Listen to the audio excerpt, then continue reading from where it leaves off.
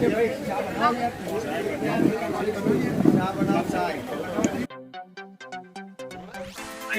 प्रभु चित्रकूट कहाँ ये हमारा घर है, यहाँ हम वास कर रहे हैं, हम यहाँ बहुत आनंदित हैं। हम अपने घर के राजा नहीं बनाएंगे। जो आपको दुख तकलीफ होगा आप हमारे पास आना। तो ये राघव प्रयाग है, तो आप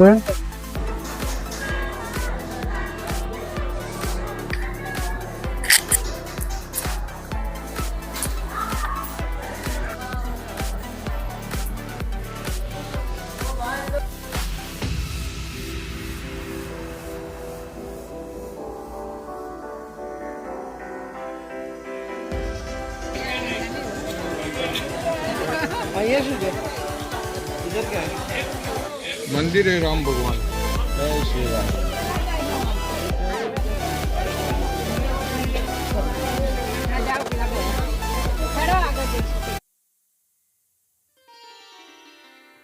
जय श्री कृष्ण, जय श्री राम। स्वागत है फरी एक बार आप सर्वेनु अमारी आ यूट्यूब जर्नीनी चेनलमां। अमे आजे आ चित्रकूटमां सवारे बधा मंदिरे दर्शन करवा निकळ्या छीए। अयोध्यानी आ सीरीजमां अमारो आ चित्रकूटनो विडियो छे अने चित्रकूट ए मंदाकिनी नदीना तट पर वसेલું છે। तो સૌથી પહેલા અમે આ ગુપ્ત ગોદાવરી આ સ્થળે પહોંચી ગયા છીએ। તો તમે પૂરો વિડીયો જોજો, તમને બધો ઇતિહાસ પણ કહેતા જશું અને દર્શન પણ કરાવતી જઈશ। પહેલી વાર જોવો છો વિડીયો તો ચેનલને સબસ્ક્રાઈબ જરૂર કરજો, લાઈક કરજો। તો ચાલો આપણે શરૂ કરીએ। આ ચિત્રકૂટ એ ઉત્તર પ્રદેશ અને મધ્ય પ્રદેશની સરહદ પર સ્થિત છે અને ભારદ્વાજ મુનિએ ભગવાન શ્રી રામને આ સ્થળ બતાવેલું।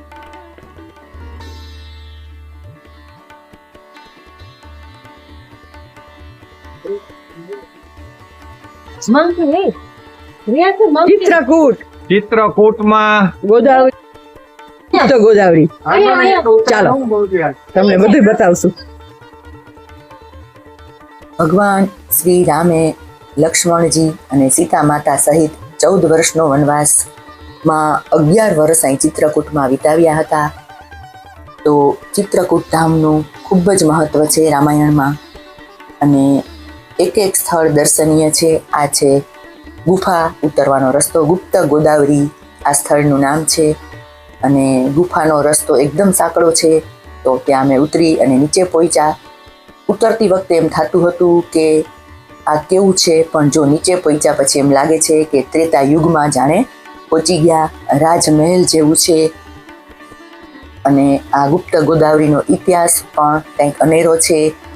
ગૌતમ ઋષિની પુત્રી ગોદાવરીને ભગવાન શ્રી રામ જ્યારે વનવાસ સમયમાં હતા ત્યારે એને દર્શન કરવાની ખૂબ ઈચ્છા થઈ, ત્યારે એ ગુપ્ત માર્ગે આવી અને એને દર્શન કર્યા, એટલા માટે આને ગુપ્ત ગોદાવરી આનું નામ પડ્યું છે। અને અહીં સુંદર મજાના દર્શન કર્યા। 2 ગુફા છે, આ પ્રથમ ગુફા અને હવે જ્યાં ગોદાવરી કુંડ છે એ બીજી ગુફા આવશે।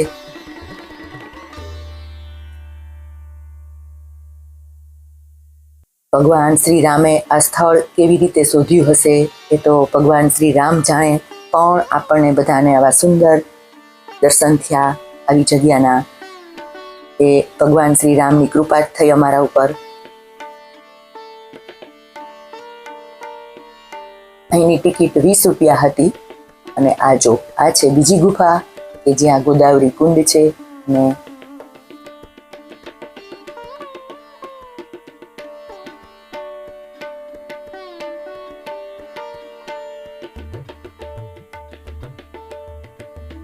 અમે ચિત્રકૂટમાં ચંદ્રલોક હોટલમાં ઉતર્યા છે। એનું એડ્રેસ અને કોન્ટેક્ટ નંબર અમે ડિસ્ક્રિપ્શનમાં આપી દઈશું। અમારું નવ ભારત ટુરિઝમ અને આ ટૂર પેકેજમાં અમે આવ્યા છીએ અમદાવાદથી। આ છે સીતાકુંડ।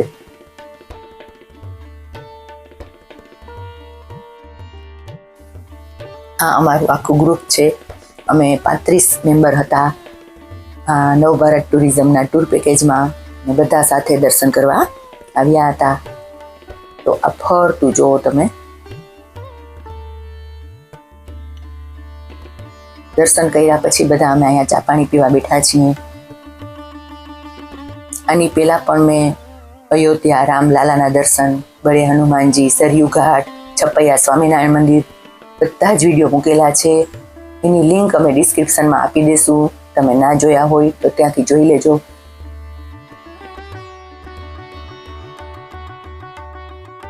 અમે પહોંચી ગયા છીએ સતી અનસુયા આશ્રમ.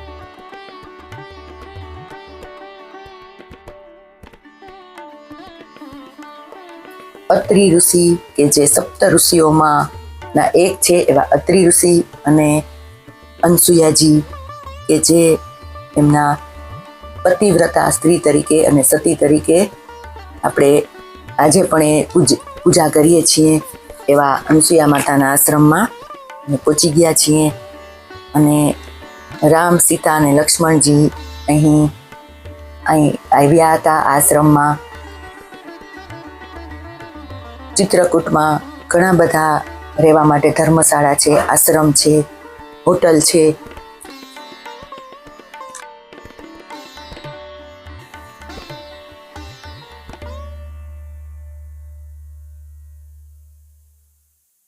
અહીં ભગવાન શ્રી રામ, સીતાજી અને લક્ષ્મણજીનું અત્રિ ઋષિ દ્વારા સ્વાગત કરવામાં આવ્યું હતું એવો ઇતિહાસ છે. અને મંદાકિની નદીનું ઉદ્ગમ સ્થાન પણ અહીં જ છે. માતા અનસુયાએ જ ગંગાજીને પ્રાર્થના કરી અને મંદાકિની નદીને અહીં ઉદ્ગમ કરાવ્યા હતા. તો એવો સુંદર મજાનો સરસ આશ્રમમાં અમે આવી પહોંચ્યા છીએ. અને અહીં રામાયણના દરેક પ્રસંગોને ચિત્ર સ્વરૂપે અને એના ચોપાઈ લખેલી છે ઉપર બધે. એવા ફરતા પરિસરના આપણે દર્શન કરીએ.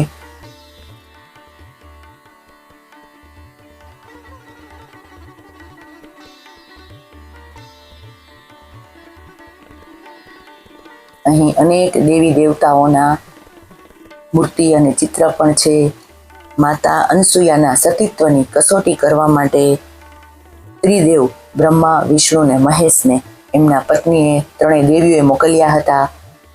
અને અનસુયા માતા એમની કસોટીમાં સફળ થયા હતા અને ત્રણેય દેવને બાળક બનાવી દીધા હતા.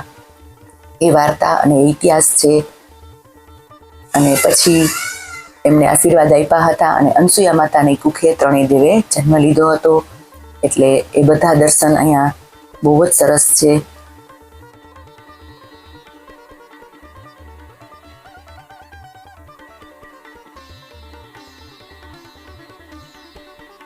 જો અહીંયા બધા રાવણ રામનું યુદ્ધ, મેઘનાદ લક્ષ્મણજીનું યુદ્ધ એ બધું સચિત્ર દર્શાવેલું છે. ચિત્રકૂટમાં આ અનસુયા આશ્રમ મંદિર સંતાન પ્રાપ્તિ માટે પણ ચમત્કારી માનવામાં આવે છે. અને અયોધ્યાથી ચિત્રકૂટ 260 થી 270 કિલોમીટર જેટલું દૂર થાય છે. અને આ જો કેવા સરસ મજાના ગણપતિ દાદાના દર્શન છે અને મહાદેવજી ઉપર જલનો અભિષેક કરે છે. હજી આપણે વારાણસીના વિડીયો પણ આવશે. કાશી વિશ્વનાથ મહાદેવના દર્શન કરવા જવાનું છે. અહીંથી અમારે વારાણસી જવાનું છે એટલે ત્યાંના પણ વિડીયો આવશે. નમો ઘાટ, ગંગા આરતી એ આના પછીના વિડીયોમાં આવશે.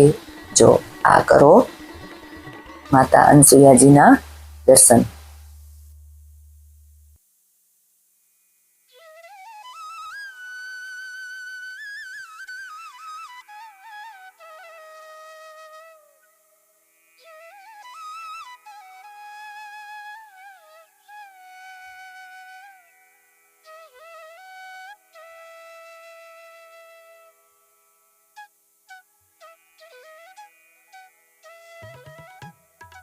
નવા સબસ્ક્રાઈબર ઘણા બધા અમારી ચેનલમાં જોડાણા છે. એ બધાનો ખૂબ ખૂબ આભાર.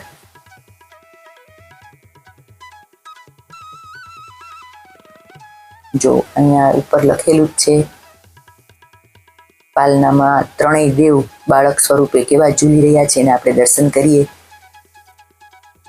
આવ્યા હતા માતા અનસુયાની સતીત્વની પરીક્ષા કરવા, પણ પછી પ્રસન્ન થઈ અને એને આશીર્વાદ આપ્યા હતા અને એમની કુખે જન્મ લીધો હતો એવો ઇતિહાસ છે.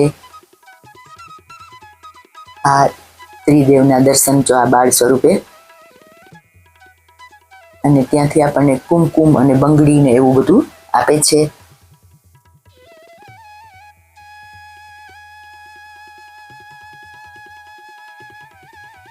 અને હવે જે ભગવાનના 24 અવતાર છે એ બધાની તમને નાનકડી ઝલક બતાવી દઉં, દર્શન કરાવી દઉં. અને ત્યાં ઉપર બધા જ અવતાર વિશે લખેલું પણ છે. પરશુરામ અવતાર, ઋષિ અવતાર.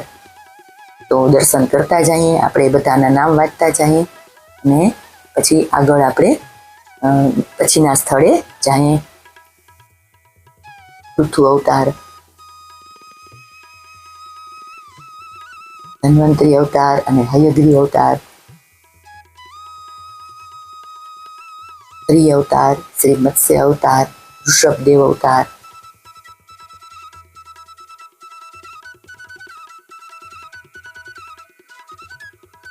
બહુ જ સરસ આ આશ્રમ છે, ગાઢ જંગલોની વચ્ચે છે. એટલે ચિત્રકૂટમાં જ્યારે આવો યાત્રા કરવા ત્યારે અચૂક આ સ્થળે આવજો. એકદમ આપણને શાંતિ ફીલ થાય છે.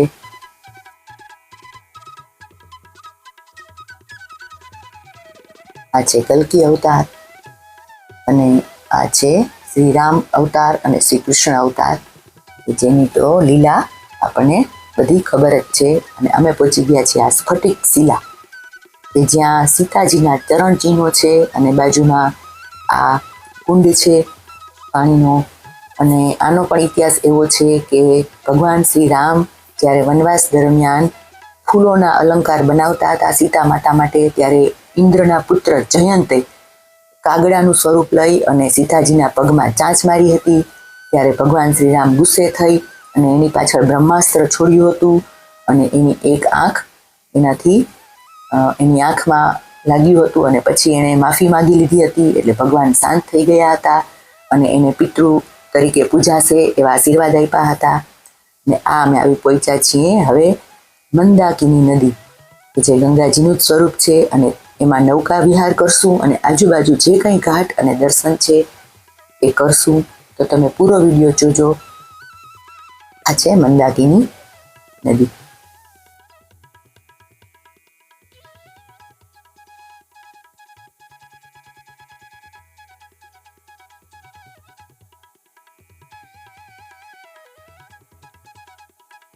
ને આનો ઇતિહાસ આપણે કેવટના મોઢેથી જ સાંભળશું. તો પહેલા આપણે અંદર બેસી જઈએ અને પછી તમને દર્શન કરાવું ફરતા પરિસરના.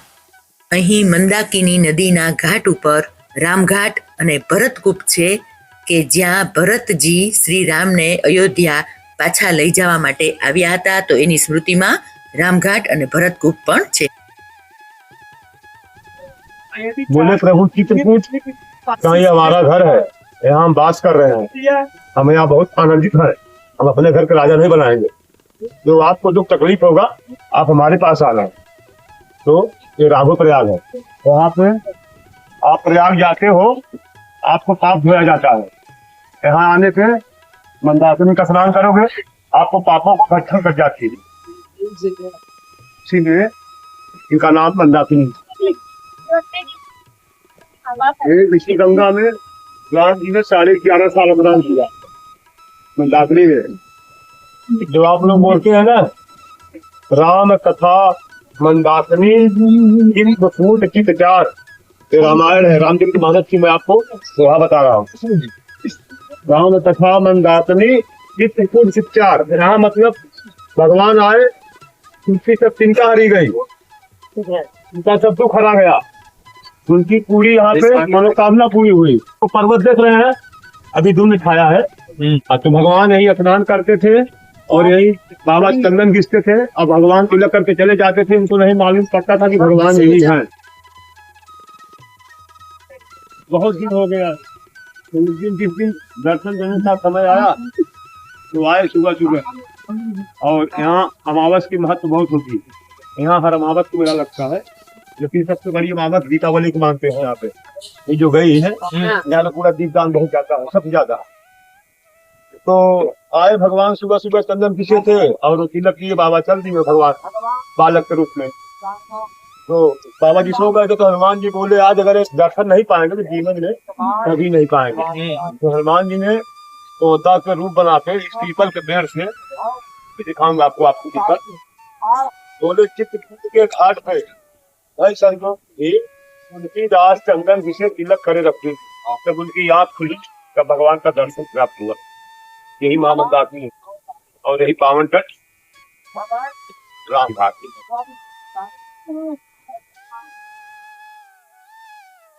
ગોસ્વામી તુલસીદાસજી કે જેણે રામચરિત માનસની રચના કરી એનું આ ચિત્રકૂટ એક જન્મ સ્થળ છે.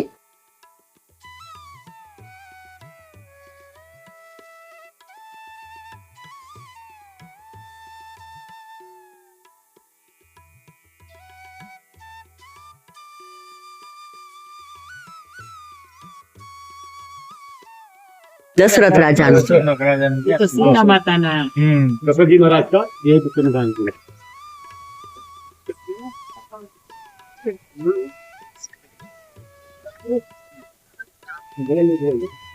લખ્યું નથી ક્યાં ક્યાંય રાઘવ પ્રયાગ ઘાટ પડી તો આપણે યાદ રાખવું પડે ને. यहाँ पे साल में एक बार यहीं से गायत्री माँ आती है, निकलती है। पहले तो बहुत निकलता था दूध, हाथ बहुत चौड़े में, दूर में, ज्यादा में, लेकिन अभी 5-6 साल से इतना पता नहीं। जो जागा सो पाया, जो सोया वो खोया। જાગા સો पाया और सोया सो खोया। खोया. वाह वाह, क्या पाएंगे? बहुत अच्छा, बहुत बढ़िया. चलो फिर बोलो. मतलब अगर जो आपके नसीब में होगा, आप ऐसा कर्म किए होंगे तो सोवत मिले न कछु संदेहू। अगर आप ऐसा कर्म किए हैं तो आप सोते भी रहेंगे तो भगवान आपको जगा के दे देंगे। इसलिए भैया तेरे हक का है, तू अपना लेके जा, मेरा माथा पत्थी मत कर। समझ गए? हाँ, मैं अपनी साध राज के चित उठ, बहुत गरीब आदमी हूँ, मैं करता हूँ, खाता हूँ। नहीं नहीं भैया, आपके जैसा तो ऐसा ऐसा विचार हमारे भी नहीं है. आप शास्त्रों का ज्ञान हाँ, ज्ञान बहुत है आपके पास. હવે હું આ વિડીયોને અહીં વિરામ આપવા જઈ રહી છું. વિડીયો જો તમને બધાને પસંદ આવ્યો હોય તો એક લાઈક જરૂર આપી દેજો. મળીશું ફરી નવા વિડીયોમાં.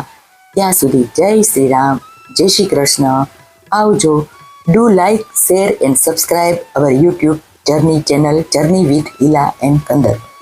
Thank you very much all my viewers.